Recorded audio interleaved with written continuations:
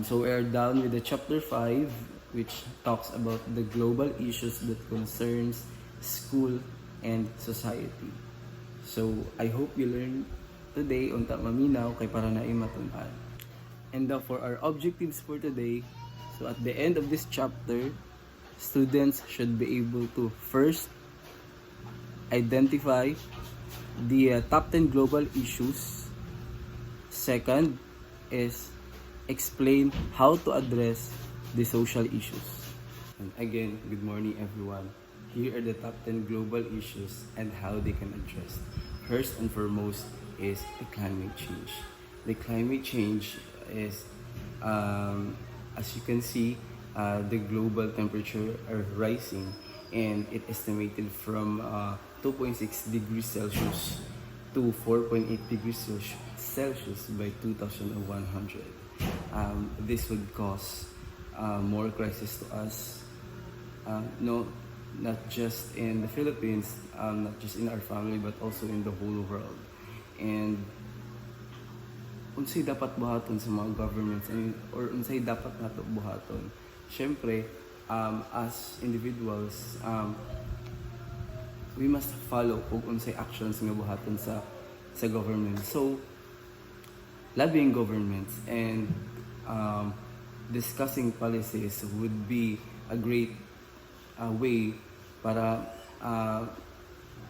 matagaan siyang pagtagad or matagaan siyang solution kay para ang climate change is kanang dili ta mag-suffer rather, dili maabot ang time na magka-crisis, wala na tayong makaon, wala na tayong tubig, so on and so forth. And dapat mag-gather ang mga governments or mag-meeting sila with the government officials and magplano ug unsay maplanuhan. And also they must be mag-collaborate sila kay para naay unity, naay kanang kay pag if there's collaboration man good, means the progress will follow, or kanang dako siya way kay para mas masolusyonan ng isa ka bagay. Dili lang man na siya sa, for example, like sa business, dili man na siya mag-angat if isa lang ang nagalihok. So it should be kanang there's always be, or there will always should be a unity. And now, paano nila ma-impluwensyahan or maingon sa mga tao? So dapat dagan silang pamaagi, or they must use the social media as a platform para ma-convey nila ang ilang plano, o kay para mas motoo kay since pro naman nga ginagamit ang social media karon, so mao dapat na ang ilang way, or if may other way man, so it depends on them na paano masolusyonan ang climate change. Now, the second one of the top 10 global issues and how we should address is the pollution. Now, pollution is everyday na makita nato. Dili na to maiwasan ng mga kalat, ng mga hugaw sa atong environment. But paano nato siya ma-address? Syempre, mag-start siya sa mismo sa atong kaugalingon. If damak ka, wala pa pakialam, syempre hugaw yung environment. Asa Japon, kisa Japon ang kaluluoy. Kita Japon ang kaluluoy, balik yapon sa ato ang atong mga binuhatan. Mobalik jud ang mabot ang panahon nga maningil jud ang kalibutan sa to. Na paano nato siya ma-address?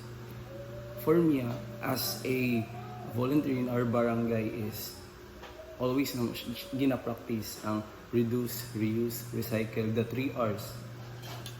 Kailangan nato siya magamit every day kay para in order for us to have a healthy environment.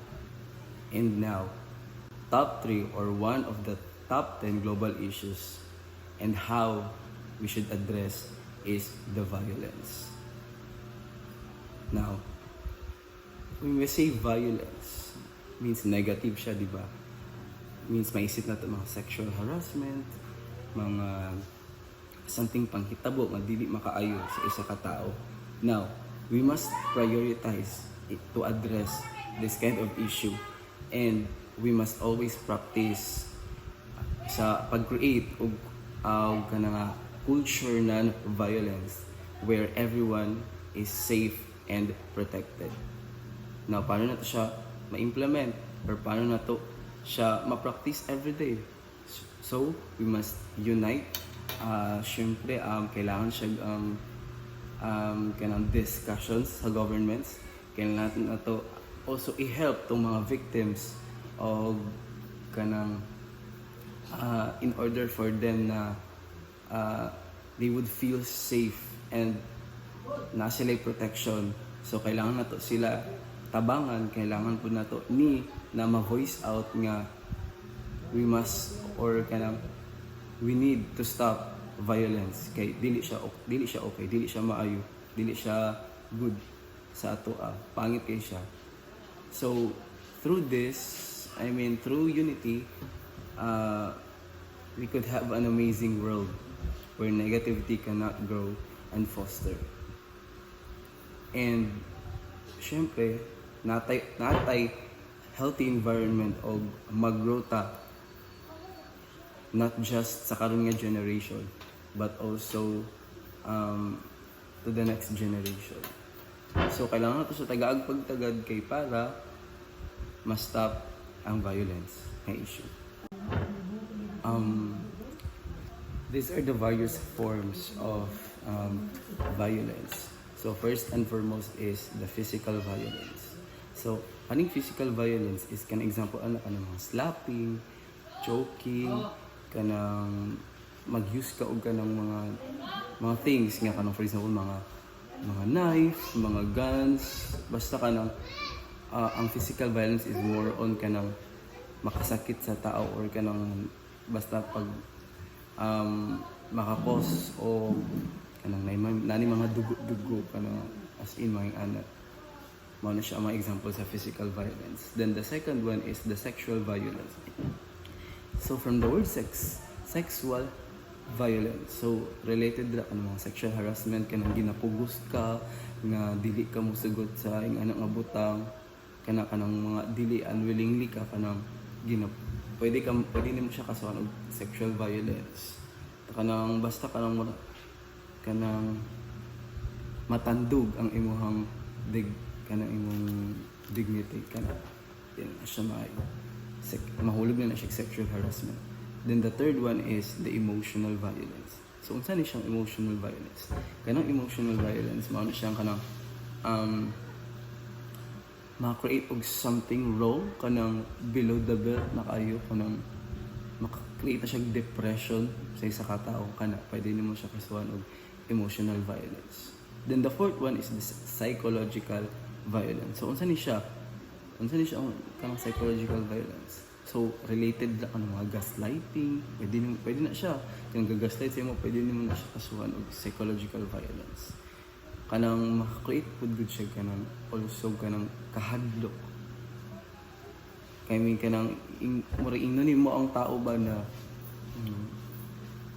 at yung taka nga bantay ng kaunya. Kita ang dito. Kanang nga gud maka-create siya fear kanang makontrol nimo ang isa ka tao. Mahulog na siya og psychological violence. Then the fifth one is the spiritual violence. So unsa ni siya? Use someone's spiritual belief to manipulate, dominate, and control the person. Kanang maingon gud na dili ka pwede na kanang sa uban dapat sa ako alam, sa amo alang ka na mutuo lang sa amo ang belief sa pagtuo lang namo na dili na siya okay. Kay niingon ba di ang si Lord na dapat dili lang ka nga sa specific na religion, naghatagan siya mga laing religion, di ba? So dili na siya maayo, mahulog na siya og spiritual violence. Then the sixth one or the last one is the cultural violence. Unsa ni siya ang cultural violence? Ang cultural violence kay kanang mahilabot gud ka og laing culture, kanang matandog nimo also ang kanang mga practices o kanang mga basta related sa ilang religion. For example kay ano man jud kaayo sa ato ang mga atong mga Muslim brothers and sisters, mga IPs na kanang ano kay ba murag for me hadlok kay sila kanang hadlok kay sila kanang hilabtan. It's because murag sila kanang mga royals, mga royal blood kanang mga basta hadlok siya basta hilabtan. It's because they have the power og dako sila kanang chance na ako kasi siguro na ako kaila ng mga friends na pag hilabtan jud yung religion ay kita lang dayon sa barangay ana mga situations. So dapat i-lesson nato ang aning mga butang in order for us to have a safe and peace world for all. The fourth global issues and how it should address is the security and well-being. Now, unsay gibuhat sa United Nations, they are working toward increasing the well-being of people throughout the world. Okay, para ma-ensure safety not just sa akoa but also to the whole world, sa tanang tao. And especially effective siya to navigate the digital world. And so, we must practice privacy and have a security kay for our own lang man, for our own safety, para sa ato ang sarili. For example, kanang mag-post ka social media, adto midira. Yeah, for example, ang inyo kamo tanan nga adto nya naenab na ka ba sa ato, for example, kawatan, so nasudlan yung balay, giransak ang iyong balay. Or else, another situation is gisundan mo kasan ni adto. So, dapat gamito na to og tarong ang ato ang social media. Dili jud dapat, dapat gani naka-private gani tanan sa tua, pero ginabuhat na to post ta tanan bisag asa na social media platform. So, dili daw na siya maayo according to the United Nations.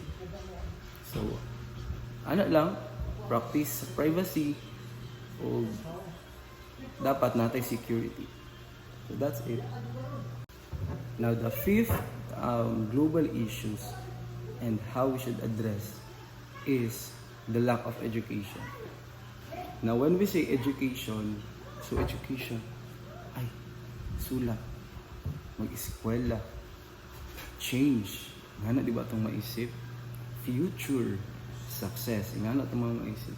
So education daw is the most powerful weapon which we can use to change the world.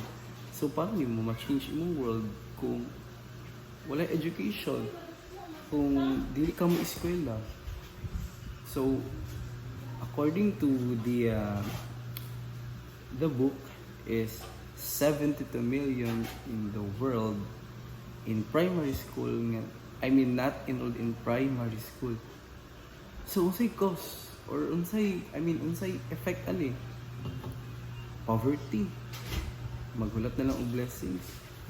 Magsalig na lang sa government. So kailangan to siya ma-address. Kailangan sa pagtagad sa government. So in the Philippines, we have an organization we have according to the Department of Education, mas daghan ang mas nag-eskwela sa Philippines rather than the out-of-school youth. So, okay lang, pantay kay may gani nag-provide ang naitay test kay para sa kanang gusto pa magpadayon o uso ka napudtay ka na para sa mga ALS, Alternative Learning System, pwede sila mag-eskwela dira. So, napudtay mga activities every summer nga para sa mga out of school kay para balance ang pag-angat sa isang community. So good siya. So ato dapat we should have kanang education, dapat na adyo tay mag-eskwela jud ta kay para na i-change. Ana sila dili man daw tanan na madato sa pag-eskwela, sa pagpaningkamot ra man gyapon. Well, of course tama gid siya sa pagpaningkamot Japan, pero iba ra jud pag nakainuha man 4-year course kay magamit nimo ang license puhon og dali ra ka makasulod og trabaho. Now another global issues that we must address is the unemployment. Now, how to address unemployment? Ay first and foremost, when we say unemployment, unsa tong maisip? So kanang walay trabaho. So ang government ato is specifically sa atong Philippines, sa atong country is naghungit na sa mga tao sa kanang mga walay trabaho o kanang mga trainings, mga jobs kay para unsa na progress sa atong mga kinabuhi or makatabang sa atong future. No, one of the way or essential way nga parang naitrabaho or ma-lessen ang unemployment is education and training. So, just like I said gaina, if wala kay education, so lisod jud ka makapangitag trabaho, license jud ana. Pag na jud kay license, kailangan jud nimo ni or I mean magamit sa asang trabaho magamit jud nimo ni. Ano siya. Then the second one is the job creation. So mao to ang gingay nagihungit na sa government ang mga I mean na-offer na sila og kanang mga works, kanang mga TESDA o na sila kanang mga sa pa ba basta ka related sa kanang mga livelihood program ano daghan na kaayo gihungit na sa tao kay para walay kanang I mean walay mabilin or kanang ma-improve ang life nato, not just kanon but also in the future. So ang government also nag-offer og kanang mga entrepreneurship, kanang mga related sa kwarta sa wala mo school, so pwede mong padagan aning ana. So pwede kay na siya. So by this so thankful or grabe ko kapasalamat kay nag-offer og mga ana ang government kay para ma-lessen also ang problem na poverty. So dako siya kanang tabang sa tuwa, so kailangan pud nato siya kanang i-apply sa atong sarili na mulihok jud ta nga di jud as in magpatamad-tamad in order to have a good future. Dili lang makatabang sa atong sarili but also for our family para makambyuan po nato ilahang kanang kahago sa una itong bata pa ana. Now another global issues o paano siya ma-address and how we must address is the government corruption. Now, kung maisip na itong government corruption, sa dahil mo sulod sa itong uto. Yes, very good. Major cause of poverty. So makakause siya poverty sa ito kay ang budget man nga para dapat to sa mga citizen or para sa isa ka community or para sa anak mga lugar, dili na wala na yung magasto. It's because nabulusan na. So, loita. So sa whole world nun, issue kayo ang atong country na one of the among the 177 countries ranked 94 kita in Transparency International's 2013 Corruption Index. So imagine, so asa ang kwarta sa Philippines, asa ang mga budget, asa nagasto, asa na adto. So dapat for me dapat mas strengthen ang kanang institutions. Dapat mag-implement o anti corruption law dapat na-implement na siyang mga anak kay para kay para mas stop ang anak ng mga situations kay dili pwede na hangtod sa hangtod dili siya maundang di ba sila small actions can make a difference. So by changes or action to action, so mawala na siya puhon. Dili man lisod ba man siya iwala. Lisod siya isipon na mawala dayon pero through practice every day or through the voice also of the nations, kita mga people dapat matagaan po di siya pagtagad. So by working together and implementing those katong giingon ako gaina katong mga anti-corruption law, katong strengthen dapat ang institutions. So, I think through these strategies, we can make a progress in reducing corruption and promoting a good governance. Rather. Now, next on the list is the malnourishment and hunger. Na pag makadung din tag word na malnourishment and hunger. So, it starts from ourselves. Gigutom ta, naging malnourished ta. It's because tungod sa itong ginabuhat, kay dili mo kaon. Another factor is the gadget. Another factor is walay kwarta. Another factor is walay trabaho. Another factor is walay education. So, ano sila? Nag-base ang success ug ang kadato or ang pag-improve sa tao sa imong sarili ra gihapon. So, how can you improve yourself kung dili ka maningkamot? So, padulong ka sa malnourishment and hunger. So, poverty gihapon. Wala dyan kay makaon, wala dyan kay wala kay access to all, kanang tama na lang kadya, tambay na lang kadya. So, dili na siya pwede. Dapat, maningkamot jud, dapat progress sa atong sarili kay para ma-provide na to ang gusto na to puhon. And nasa tayo mga pamaagi nga ma-lessen o ma-address ang kaning mga issue. First is, we must have a food security. So, through this, it can improve access to food and reducing food waste. So, dapat po di ay isipon po nato no. Among the 3 billion, among 3 billion people all around the world is some of them kay walay kaon, walay kuan. So, dili jud dapat magsayang-sayang og pagkaon So, maningkamot jud gihapon mao lang jud na siya na way. Then another is we should have a nutrition education, food assistance program, and I think amongst those 3 strategies is I hope makatabang siya og ma-address rather ang issue na malnourishment and hunger. Another global issues that we must address is the terrorism. Now, madungog pa nato sa word na terrorism, negative na siya. So maisip na din nato war, conflict, walay understanding every nation,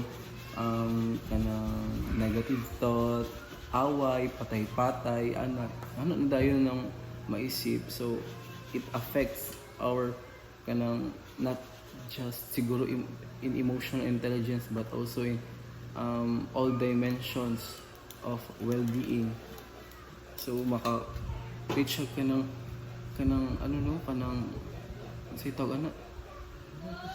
fear nga murag di ka sabot kay murag the end of the world na yung So paano nato siya ma-address? First and foremost is we should have a protection sa atong kinabuhi, a protection of human life. Now, kailangan nato or mag-start sa atong kaugalingon nga maka-build or maka-make own security in order to have a protection. Then the second one is dapat natay cooperation internationally. Cooperation sa Philippines to US, cooperation sa Philippines to India, and so on and so forth. Dapat tanan na country na adjust cooperation kay para na ay world peace. So, through this, the importance of this is ma-reduce ang stability. We have human rights, naapunta economic growth, and just like I've said earlier, is dapat na ay cooperation internationally in order to have a world peace. So now, the last global issues nga dapat ma-address is the 17 SDGs. So since I am not familiar with this kind of issue, so kailangan ako i-read ang content. In 2015, the General Assembly adopted the 2030 Agenda for Sustainable Development that includes 17 as in 17 Sustainable Development Goals or SDGs. So SDGs or S stands for sustainable, D stands for development, and G stands for goals. They said, building on the principle, leaving no one behind. So, leaving no one behind. So, kailangan nga, mula siya, kung sa Bisaya pa, muhawa nga walay mabilin. So, dapat tanan, makahawa or tanan ka ng, kung sa life pa, kailangan there's no one behind. Kailangan walay ka ng dili pwede makagraduate, kailangan dili makapasar, no one shall be ka ng dili maka accomplish ka nga task, kaya dapat tinabangay leaving no one behind. So the new agenda emphasizes a holistic approach to achieving sustainable development. So this agenda dapat pud daw na i-include or kailangan siya i-forward, kailangan siya i-ingon sa tanan schools because they also part in the curriculum. So I hope you learned something for this chapter 5, and I hope na siya learnings for you in order to answer the questions in the upcoming examinations. So I hope okay also ang tanan, and that would be all. Thank you.